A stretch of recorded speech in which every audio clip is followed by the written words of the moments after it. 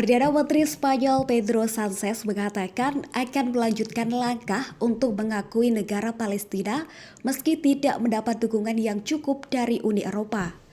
Melansir dari Tribunnews.com, pemimpin Spanyol itu mengarahkan kritik tajam kepada para pemimpin negara-negara Uni Eropa yang tidak mengambil langkah yang sama. Menurut World Review, 139 dari 193 anggota PBB mengakui negara Palestina. Namun ada 54 negara yang tidak mengakui Palestina sebagai sebuah negara seperti Amerika Serikat, Jerman, Inggris, Prancis, Jepang, dan Kanada. Spanyol sendiri telah mengakui negara Palestina melalui resolusi parlemennya pada 1 Juli 2011. Perdana Menteri Spanyol itu mengatakan upaya untuk mengambil inisiatif di dalam Uni Eropa untuk mengakui Palestina layak dilakukan.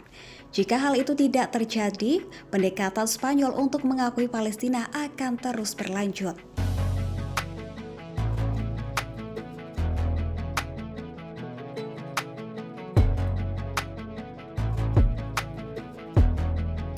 Spanyol bersama Belgia mengambil langkah baru sebagai negara Eropa untuk mendukung pembebasan Palestina dari pendudukan Israel.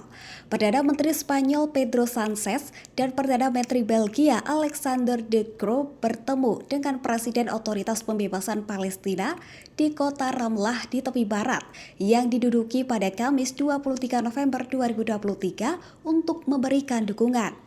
Dilansir dari Tribunnews.com, keduanya juga menyampaikan pendapat mereka kepada Perdana Menteri Israel Benjamin Netanyahu, namun ditolak. Sebelumnya Israel melakukan pengeboman besar-besaran untuk menanggapi Hamas yang memulai operasi banjir Al-Aqsa.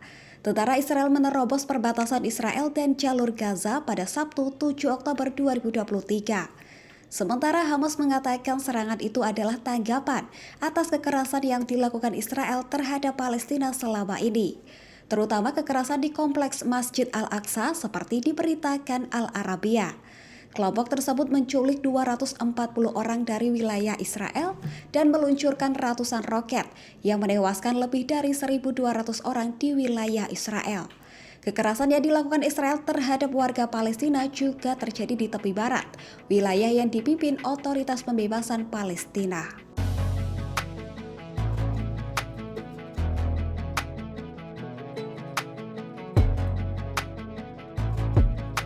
Pasukan pertahanan Israel mengakui telah menyerang tentara Lebanon pada Selasa 5 Desember 2023. Melansir dari Tribunnews.com melalui situs media sosialnya, IDF mengklaim bahwa tindakan tersebut merupakan pertahanan diri melawan Hizbullah. IDF juga menyatakan penyesalan atas insiden tersebut. Israel mengklaim bahwa pihaknya beroperasi untuk membela diri atas apa yang mereka sebut sebagai ancaman dari Lebanon. Setelah serangan tersebut, IDF menerima informasi bahwa tentara dari Angkatan Bersenjata Lebanon ada yang menderita luka-luka.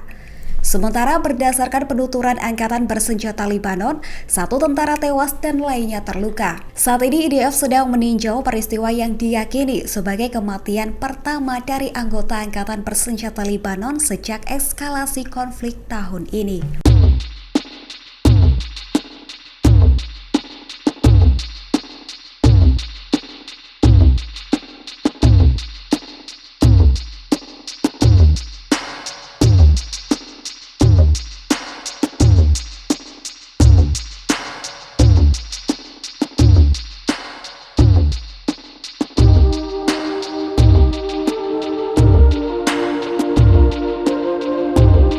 Pada Sabtu 2 Desember 2023, Menteri Pertahanan Israel Yoav Gallant menolak untuk menghadiri konferensi dengan Perdana Menteri Israel Benjamin Netanyahu di Tel Aviv. Ketidakhadiran Yoav Gallant pun menimbulkan isu perselisihan antara kedua pemimpin tersebut. Melansir dari Tribunnews.com, surat kabar Yediot Ahronot mengatakan ada perbedaan pendapat antara Netanyahu dan pejabat tinggi militer. Hal ini mengenai penilaian dan perencanaan serangan Israel terhadap Gaza. Namun Netanyahu mencoba meremehkan masalah ini dengan mengatakan kepada masyarakat untuk percaya pada pemerintahnya. Meski kabinet perang memiliki tujuan yang sama untuk menghancurkan Hamas, namun ada banyak perselisihan di antara para pemimpin.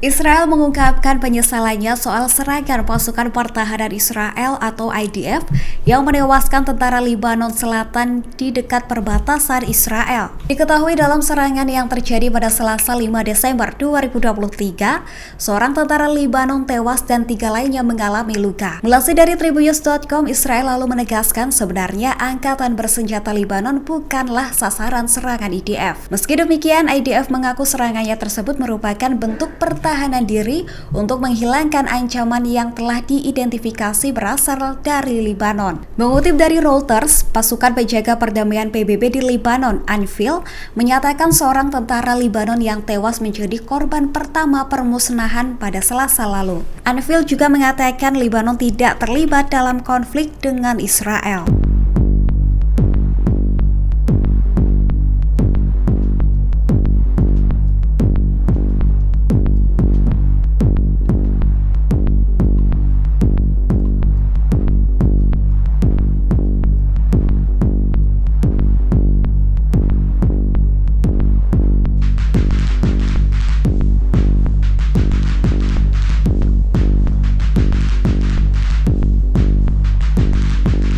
Download Tribun X sekarang, menghadirkan lokal menjadi Indonesia.